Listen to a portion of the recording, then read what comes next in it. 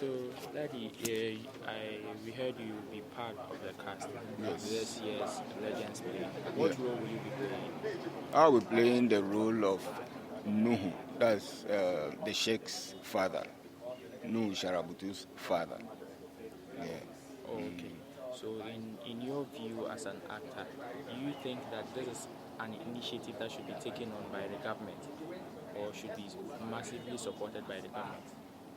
It should. I mean, you see, when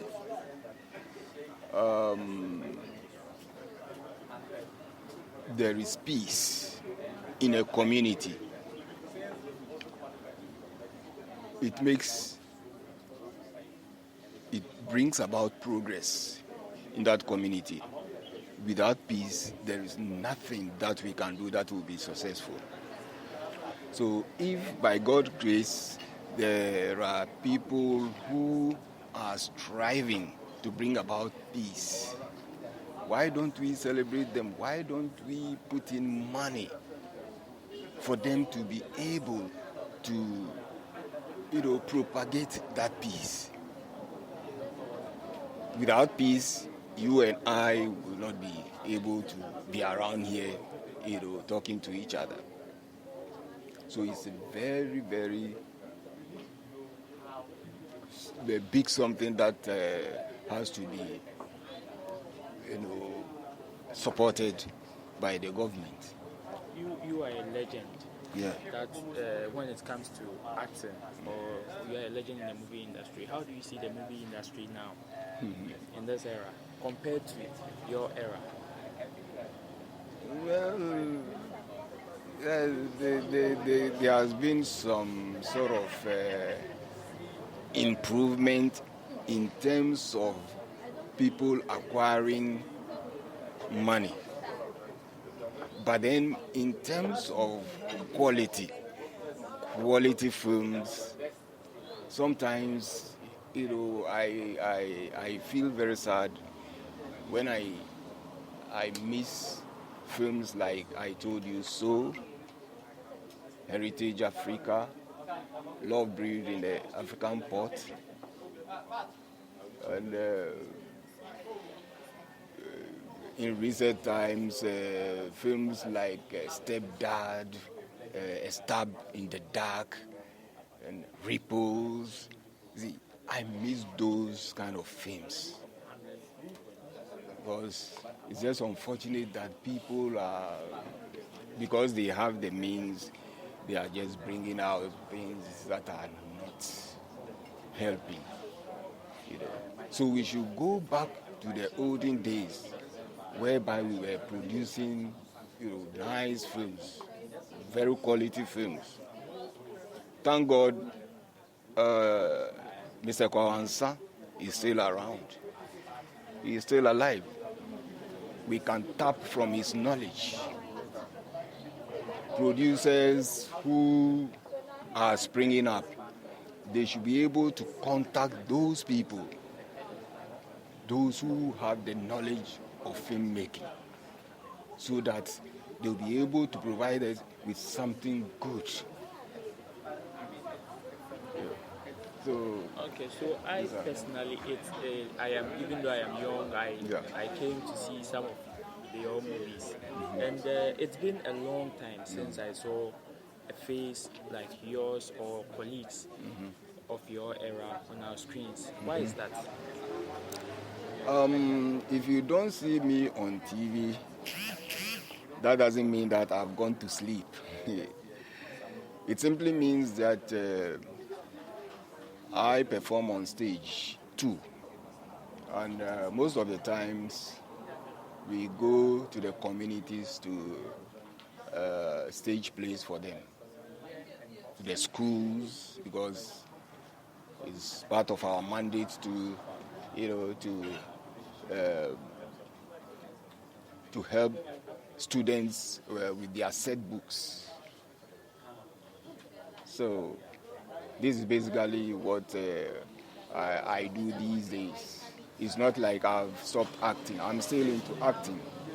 But then on TV, let me also emphasize that because of the proliferation of so many TV stations, sometimes you will not be able to see that somebody is appearing on TV simply because maybe the channel that you have tuned into,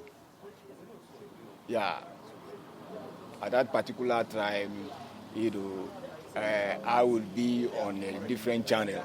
So therefore, you wouldn't be able to know whether I still perform on TV or not. But the fact is that these days I'm very, very rare on TV because I'm doing more of stage work. And compared to the previous one, how lucrative is it? In terms of staging a stage or acting on a stage than maybe on the screen, how lucrative is it compared to the movies that they are channeling out or the ones you did back? You see, when it comes to movies relatively the task is not as big as that of stage performances. Stage performances are live performances, and therefore you don't have the luxury of being asked to stop and then rehearse your line again and come. No. In filming, you have that luxury. You can go wrong and then they will ask you to cut and then go about your lines again and then it is recorded. You don't have that luxury in when it comes to stage performances. So as to whether it pays enough or not depends on the number of times that you perform on stage. If it were the case that you perform almost every month, you have something performing on stage, then of course it will be lucrative. But if you perform only once in 6 months or once in a year, I don't think you will be making money.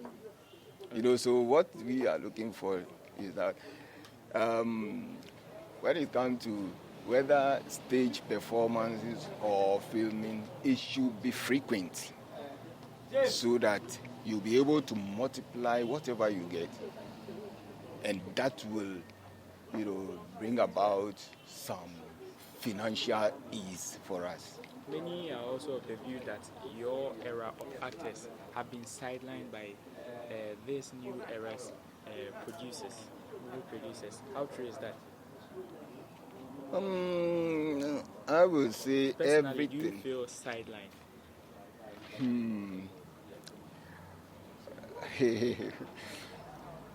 Sidelined? Yeah. Maybe I wouldn't say so. I wouldn't say so because every producer has somebody in mind when he's about to bring about something. And if, for instance, the old producer who knows your capabilities is not around, for him to tell the new producer that that person is there, try that person and see. If that old producer is not there to tell the new producer, how does he contact you? So these are some of the things. So I won't say that we are sidelined. I wouldn't say so.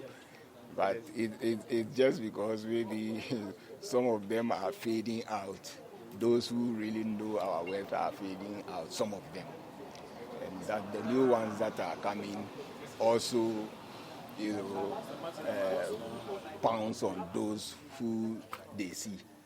So And so on a scale of 10, how would you rate this era's movie industry? I'm not good at mathematics, so I wouldn't be able to say anything on that. But do you think it has improved from the olden days up to this? Do you think it has seen any improvement? Quality-wise, it's nowhere near, the old times. Quality-wise, because you just can't, rule out, the qualities of that of Kwawansan and those who actually have forgotten their name. This great guy too.